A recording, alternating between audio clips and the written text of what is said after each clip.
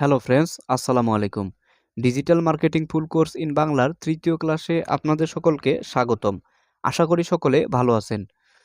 আজকের ক্লাসে আমরা একটি গুগল সার্চ অ্যাড বা পিপিসি অ্যাড রান করার জন্য কিছু বেসিক ধারণা লাভ করব। চলুন আজকের ক্লাস শুরু করা যাক। প্রথমে আমরা জানব গুগল অ্যাডস বা অ্যাডওয়ার্ডস কি। What is Google ads or AdWords? Google অ্যাডসকেই মূলত অ্যাডওয়ার্ডস বলা হয়। গুগল অ্যাডস বলতে গুগলকে ব্যবহার করে আমাদের বিভিন্ন ধরনের ব্যবসা প্রতিষ্ঠান বা যে কোনো প্রতিষ্ঠানের প্রচার করাকেই গুগল অ্যাডস বলা হয়। এরপর what is Google search ads বা PPC ads? Google search ads বা পিপিসি অ্যাডস কি?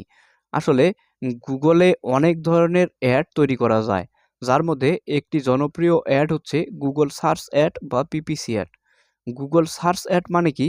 আমরা এই যে গুগলে কোনো কিছু লিখে সার্চ করি, ধরেন আমি যদি আমার প্রয়োজনে হোস্টিঙ্গার লিখে সার্চ করি, এই দেখেন এই যে একটি স্পন্সরড অ্যাড চলতেছে এখানে। দেখেন আমি হোস্টিঙ্গার লিখে সার্চ করছি বিধায় এই হোস্টিঙ্গার বা ডোমেন রিলেটেড অ্যাড আসছে। যদি আমি অন্য কিছু লিখে সার্চ করি তখন কিন্তু আর এই অ্যাডটি আসবে না, তখন অন্য ধরনের অ্যাড আসবে। আমি যে কিওয়ার্ড লিখে সার্চ করব সেই রিলেটেড অ্যাড আমার সামনে আসবে। এই জন্যেই এই যে সার্চ করে এই অ্যাডটি আমার সামনে আসতেছে, এজন্যই একে সার্চ অ্যাড বলা হয়। এরপর পিপিসি অ্যাড কি? পিপিসির মানে হচ্ছে পে পার ক্লিক, মানে প্রতি ক্লিকের বিনিময়ে যে অ্যাডটি রান করা হয়। এই অ্যাডে যখন আমরা ক্লিক করব তখন গুগল এই প্রতিষ্ঠান থেকে নির্দিষ্ট পরিমাণে কিছু অর্থ কেটে নিবে। এটি হচ্ছে পে পার ক্লিক, এজন্য এটি সংক্ষেপে পিপিসি অ্যাডও বলা হয়।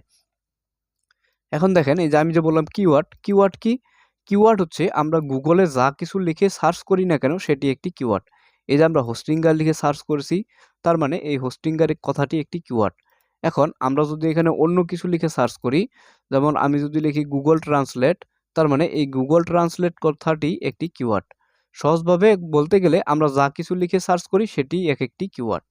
এরপর হোয়াট ইজ ক্লিক? ক্লিক কি? ক্লিক সম্পর্কে আমরা সকলেই জানি।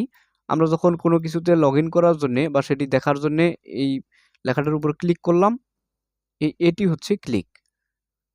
আসলে ক্লিকের সাথে আমরা সকলেই সার্বক্ষণিকভাবে জড়িত থাকি। এটি সম্পর্কে সকলেই জানি। এরপরে আমরা দেখব হোয়াট ইজ ইমপ্রেশন? ইমপ্রেশন কি? ইমপ্রেশন মানে হচ্ছে এই যে একটি অ্যাড আমাদের সামনে তুলে ধরলো, তার মানে এই অ্যাডটি আমাদের সামনে কতবার তুলে ধরেছে? একবার তুলে ধরেছে। তার মানে এর ইমপ্রেশন কাউন্ট হচ্ছে ১। এখন এই অ্যাডটি যদি এখন আমরা একবার দেখলাম, কালকে সকালেও যদি আমাদের সামনে আরেকবার তুলে ধরে তাহলে কয়বার? তাহলে ২ বার আমাদের সামনে তুলে ধরলো। তাহলে এর ইমপ্রেশন কাউন্ট হবে ২।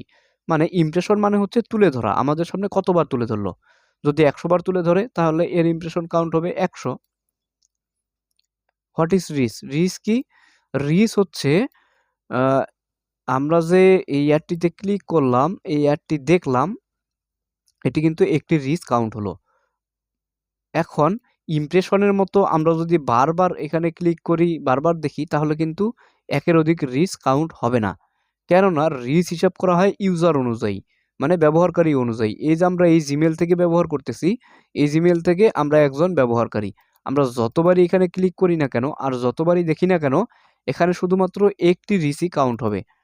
তার মানে ইমপ্রেশন হচ্ছে অ্যাডটি আমাদের সামনে যতবার তুলে ধরবে ততটি ইমপ্রেশন কাউন্ট হবে। কিন্তু আমরা যতবারই ক্লিক করি না কেন বা যতবারই দেখি না কেন শুধুমাত্র একটি রিচ কাউন্ট হবে। আশা করি এর রিচ এবং ইমপ্রেশন সম্পর্কে আপনারা বুঝতে পেরেছেন। এর রিচ এবং ইমপ্রেশন এই দুটো সম্পর্কে অবশ্যই খুব ভালোভাবে আপনাদের মনে রাখতে হবে। এরপর আছে অ্যাডস কপি। অ্যাডস কপি কি? দেখুন এই যে একটি অ্যাডস তৈরি করা হয়েছে, এই অ্যাডসটি একজন ডিজিটাল মার্কেটার বা একজন ফ্রিল্যান্সার তৈরি করেছেন। এই অ্যাডসটি তৈরি করতে এখানে বেশ কিছু জিনিসের সমন্বয় প্রয়োজন হয়েছে। যেমন এখানে একটি টাইটেল রয়েছে, ডেসক্রিপশন রয়েছে, বিভিন্ন ধরনের এক্সটেনশন রয়েছে। এ সকল কিছুর সমন্বয়কে একত্রে অ্যাডস কপি বলা হয়। এরপর দেখুন হোয়াট ইজ সিপিসি বা কস্ট পার ক্লিক। সিপিসি কি? এই যে আমরা অ্যাডটি দেখব, এই অ্যাডটিতে ক্লিক করব, এই প্রতি ক্লিকের বিনিময়ে গুগল কিন্তু এই প্রতিষ্ঠান থেকে নির্দিষ্ট পরিমাণে অর্থ কেটে নিবে। মানে যারা এই অ্যাডটি তৈরি করেছে তাদের কাছ থেকে নির্দিষ্ট পরিমাণে কিছু অর্থ গুগল কেটে নিবে। একেই কস্ট পার ক্লিক বা সিপিসি বলা হয়। What is CTR? সিটিআর কি? সিটিআর এর ফুল মিনিং হচ্ছে ক্লিক থ্রু রেট, মানে এই অ্যাডটি কতটি ইমপ্রেশন দিল এবং কতটি রিচ কাউন্ট হলো এর অনুপাতকেই সিটিআর বা ক্লিক থ্রু রেট বলা হয়। ধরা যাক এই অ্যাডটি 100টি ইমপ্রেশন দিয়েছে এবং এর ক্লিক হয়েছে 20টি, তার মানে এর ক্লিক থ্রু রেট হবে 20%। মানে পার্সেন্টেজ বের করা, ইমপ্রেশন কতটি এবং রিচ কতটি, এটার পার্সেন্টেজ বের করাই হলো ক্লিক থ্রু রেট বা সিটিআর। তো আজকের ক্লাসটি আর বেশি বড় করছি না। আপনাদের যদি এই আজকের ক্লাসে কোনো টপিকে বুঝতে কোনো প্রকার সমস্যা থাকে, আপনারা অবশ্যই আমাদের ফেসবুক গ্রুপে আপনাদের এই সমস্যার বিষয়ে জানাবেন, অবশ্যই পোস্ট করবেন। আমরা সরাসরি আপনার সমস্যার সমাধান দিব ইনশাআল্লাহ। আমাদের ফেসবুক গ্রুপের লিংক ডেসক্রিপশন বক্সে দেওয়া থাকবে। আগামী ক্লাস দেখার আমন্ত্রণ রইল। ততক্ষণ পর্যন্ত সকলে ভালো থাকবেন, সুস্থ থাকবেন। আল্লাহ হাফেজ।